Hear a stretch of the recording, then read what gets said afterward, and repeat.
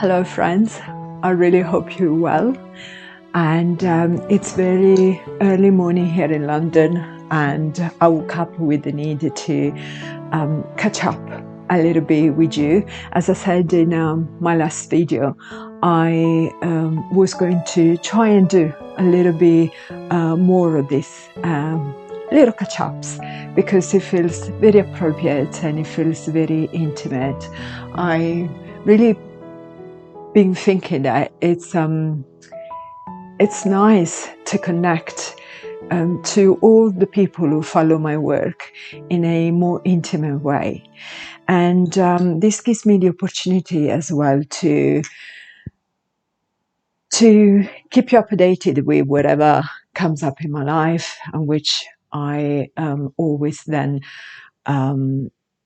use for my writing, and I share it with you all from my posts. And recently there's been this need to talk about what it means to live big, to live a big life.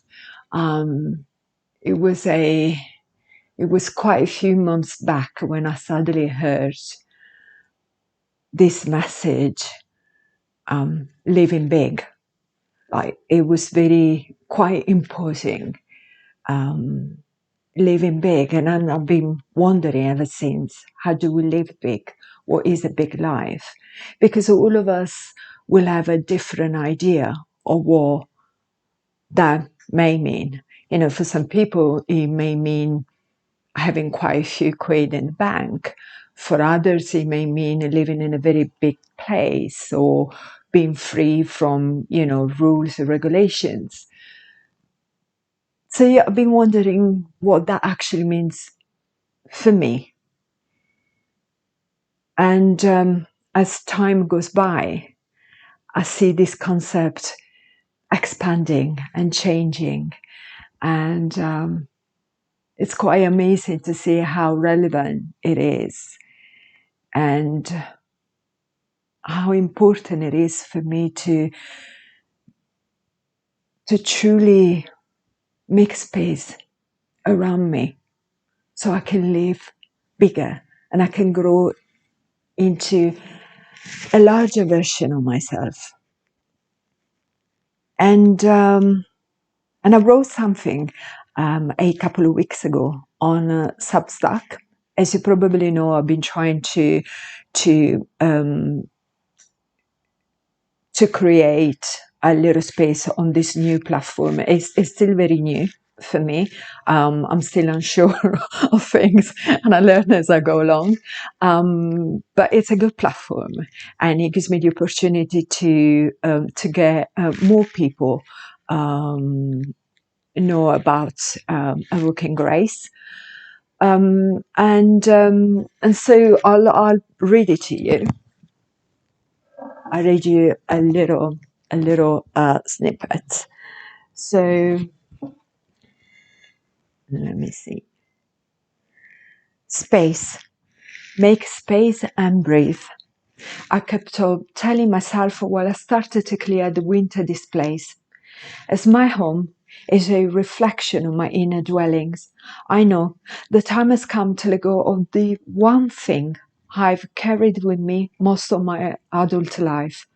I have tried to move it around, same as with my many crystals and sacred figurines, put it somewhere out of sight for a bit, in the hope that it will suddenly look different or feel lighter. But habits don't like being hidden away, and often they reclaim their space in our life rather forcibly. And here is what always stands in the way of living big, of truly enjoying a more spacious life. I have found recently that there's always one thing that really stands in our way of that bigness. And it's the one thing that we've been carrying with us for a very long time. It has become integral part of who we are, what we show to the world. And I've been thinking about myself, and it has become so clear of what that one thing is. And no matter what I do, unless that one thing is still there, then my life is never going to be as big as it can truly be.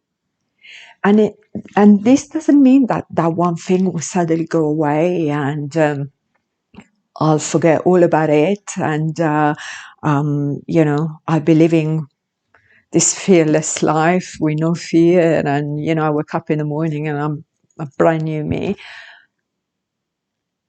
I think we live big when we carry on creating space regardless of that fear. That fear may still be there, in the background, but we keep on moving and we keep on expanding.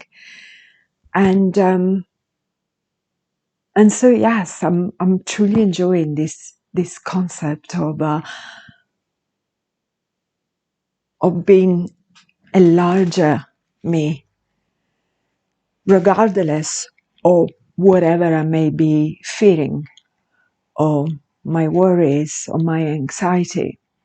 Because as I go along, I realize that these things may never go away, and it's okay.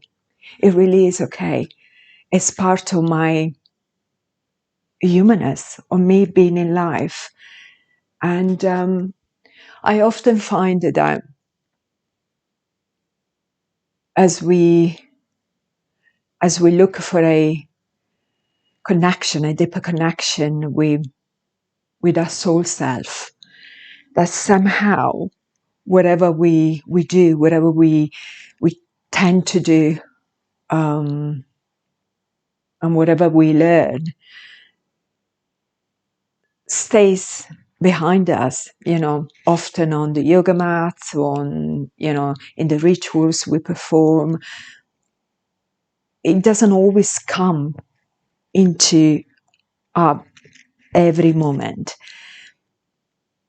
And I feel more than ever the need to use whatever I've been learning so far in my life, to make it as real as possible, as practical as possible. And that's when spirituality becomes part of our life. It's not this and that. And I feel now more than ever, as I create a space around me, to ensure that both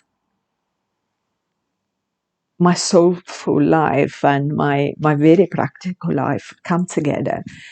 And so yes, it's exciting times. As I mentioned, I'm trying to build a presence on Substack.com, so you can find me there on antonialyons.substack.com. But you can still follow me on Evoking Grace, and I'm in the middle of trying. I'm writing a new book.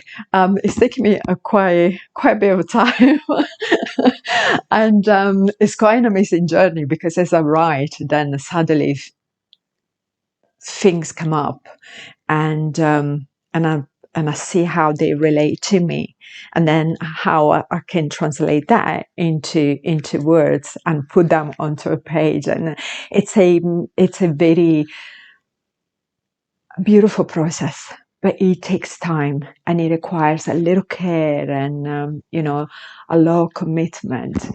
And I'll get it done. I will somehow. But yes, I just think that this last year of my life is being very, very precious.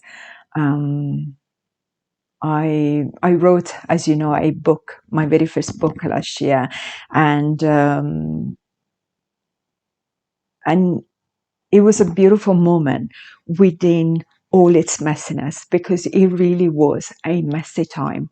I was experiencing this extremely heavy brain fog due to perimenopause. I'm approaching 50, so my body is now changing, my entire system is changing, and it's new to me. It really requires a new level of care and patience with myself.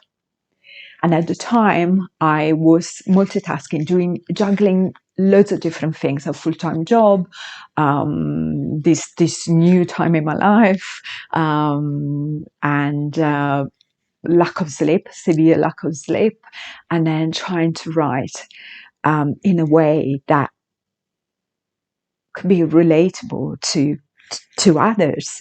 It was at times really hard to ensure that I could offer the distillation of whatever I've been experiencing in the last few years, and perhaps through my entire life. And as you know, the book is The Day I Found God in a Pub. It's only a small one, and it's very dear to me. I feel like it's my first baby. and yes, hopefully one day I'll be able to connect more with it, because I found that because of whatever I was experiencing last year, I didn't really build a connection deep enough with it. It's almost as if it was a stepping stone, and it's like, okay, I've done it, now I'm going to move on to the next thing. And so I keep on going back to it. I keep on going back and read a few pages and rediscover what it is that made me want to write it. And in the end, I realized that it's people, it's life that made me want to put everything I got to see and meet and experience in my life in these few pages. And the reason why I called it The Day I Found God in a Pub is because quite often our connection with our bigger self somehow stays in beautiful words and just abstract concepts. Is almost like something very far. And it was one day many, many years back when I was in a pub, and I actually was looking at my husband, and in that moment I saw him in his entirety, in his wholeness, and I realized that God was actually there with me in the pub.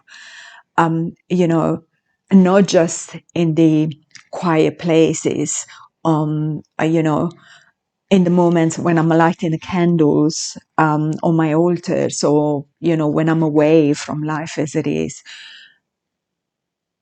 Our divinity, our soul self, is always with us at all times. And it's only when we make it separate that somehow life feels more, feels quite constricted. But when we remember that each one of us carries their divinity within ourselves, no matter of our choices, no matter who we are and what we stand for, then life suddenly feels very spacious, and we can let others into this space. So I really hope you go to read it. And I always tell people, if you have, please let it, leave it behind you. Leave it behind in a pub, or pass it on to others. So yes. Anyway, I kept you too long. I'm going to go back to my tea, and I wish you a beautiful day. It's the weekend here in England. It is a long weekend, and I do love a long weekend. It always gives me the opportunity to catch up with myself, catch up with things, and just see where I'm at, and try and feel what's in the air, and then translate it into words to offer to you. And I wish you well, my friends. These are challenging times. There's so much happening right now, and I feel that when we are together and we communicate with one another, and we show up as we are, and we tell one another our own story, then we stand strong. Then we know that it's all okay, and it's part of life. This life, the life that sees us small and big, expanding and shrinking, and it's all okay, and it's always all well. So, from my little corner here in the city of London, much love and grace from my heart to yours. Bye.